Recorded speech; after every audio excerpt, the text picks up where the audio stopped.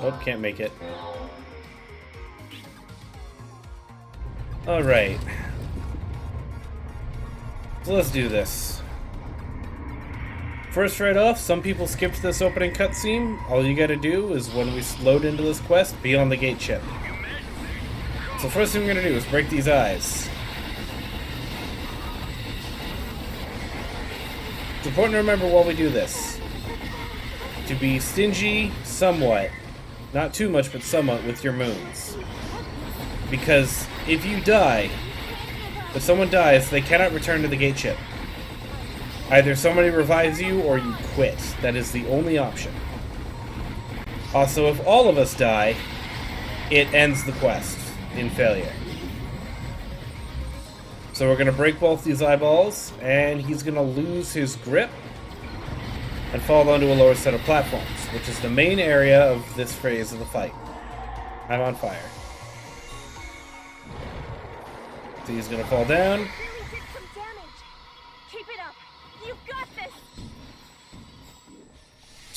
And now he's going to build up a laser and chase us from one end of the arena to the other. If this laser gets you, it's a very painful death. Or on the subject of deaths. Death affects both your ranking at the end of a quest, at the end of the quest. If you have more than like 6 deaths, you can't get an S rank anymore. And your rank affects your drop rate here.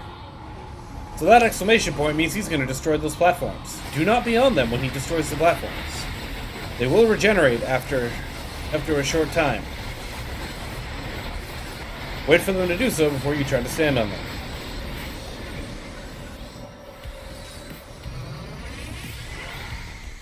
Now he's going to build up a stun, and I haven't quite learned how to stop that. I don't know that you can.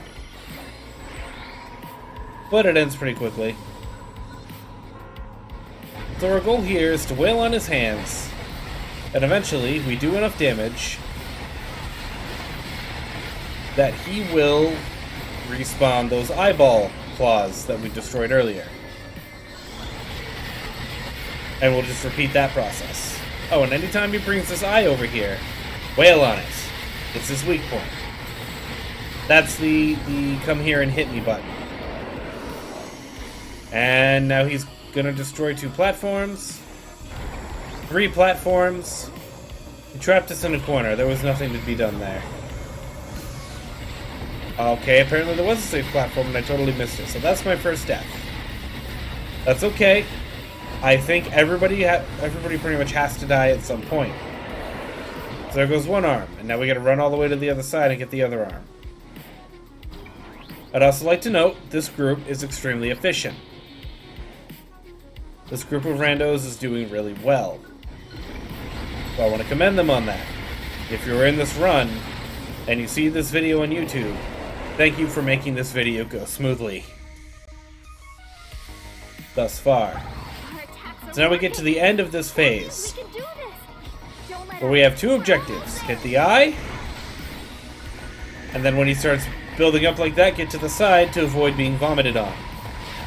Be sure to hit his hands while you're avoiding getting vomited on.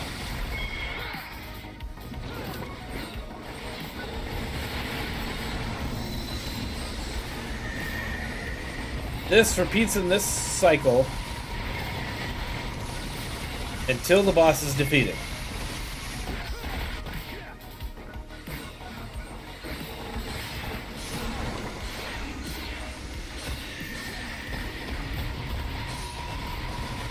Staying out of the way.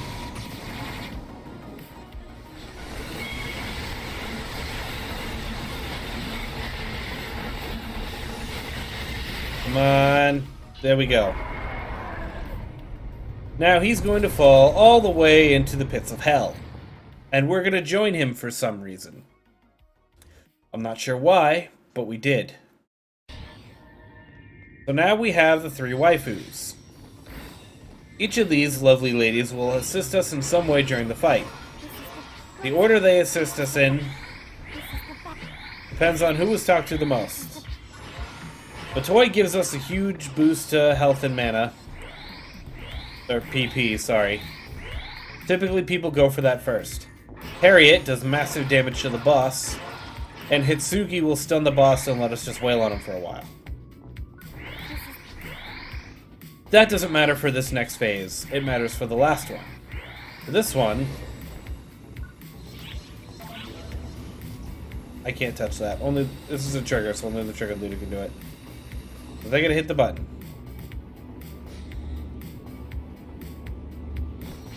The big space thing.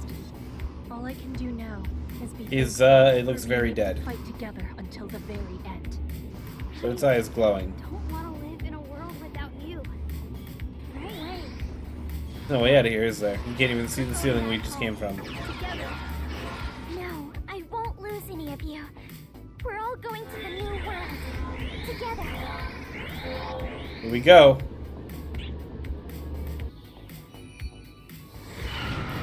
And a little demon comes out of the big demon. This is Sodom. Sodom thinks he's a wizard. The important thing to note is always try to target the core, because it can stun it. So Sodom will switch arenas. In this case, we are in a lightning arena where he's going to try to... I don't know what this does. Let's hit it. He's going to try to hit us with electrical spears. They hurt. In addition, you can see he's weak to a current set of weapons. He will change arenas, each with their own element, and he will also change weapon weaknesses throughout the fight. If we deal enough damage to his core, however, he will lose his concentration on the arena he's currently using.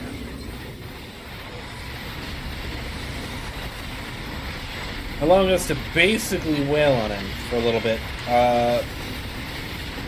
untethered. Also, when he's not using magic and trying to hit us with his physical attacks, they do not be deceived. Their range is actually quite wide. There's no shame in preferring to stick to range for this fight. And here we go, we're switching arenas. We didn't switch arenas. Because first, he's reached a phase where we actually skipped something. He's going to combine arena elements. Now we have lightning and wind. He also uses fire and ice. But the important thing to note here is at some point he will, if he lived long enough, maybe these guys are too efficient, he will actually teleport out of the arena and try to hit us with something. That tornado that was in the middle of that arena would propel you in the air and you would dodge the attack. Anyways, here we can use these pillars to hide from some of his attacks. Like those lasers, or those fire pillars. Yeah. Bottom line, ice good. Things like explosions. Or he causes a flurry at some point. Actually, we're seeing that right now. Hide behind the ice, and you're safe. May not be safe from rampaging fireballs, but it is what it is. Certainly protected us from that. Go in for the core.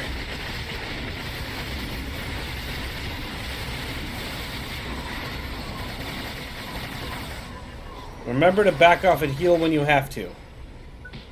Remember, death affects your rewards.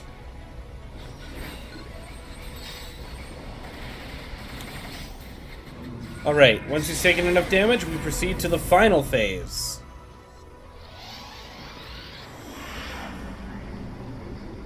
Where he's gonna pick up the big dead guy.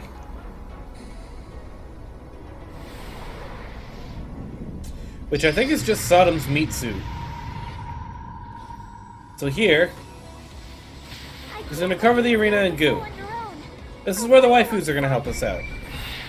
See those gold things on his knuckles? He's got them on each hand. If we break all of them, one of the waifus will protect us with something. while he tries to slam us. So this is yet another JRPG boss where you win by attacking the hands.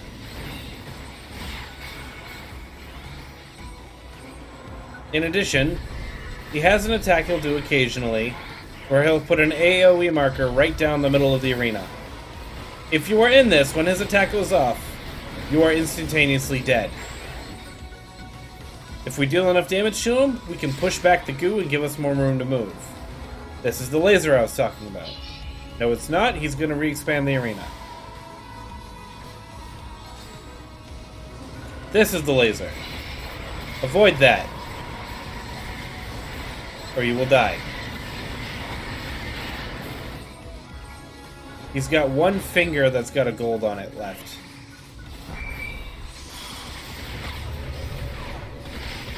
We need to break it. Got it. So we got Hitsugi's first, which will stun him and hold him down. We can take advantage of this to deal some serious damage and get a head start on some of those fingers.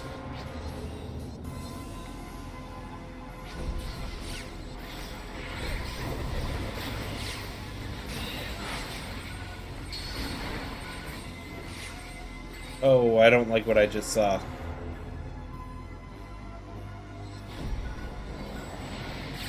He's also going to cast spells from his hands throughout this. So it's not just the slam of his hands you gotta watch out for, it's everything. Now that the boss has been almost defeated, this is the last scene where he's going to start shooting waves of death at people.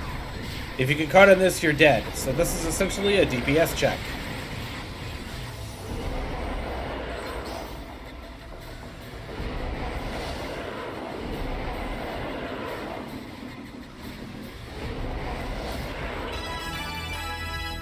But he did not get to shoot out his waves of death this time.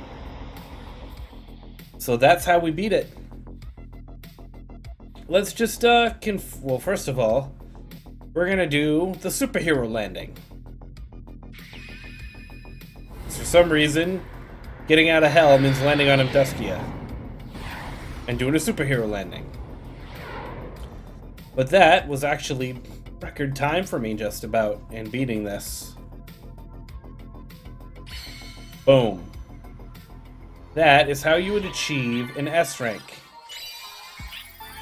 Kill everything, achieve a really good time, that's my personal best, and die less than 7 times. In this case, I only died once.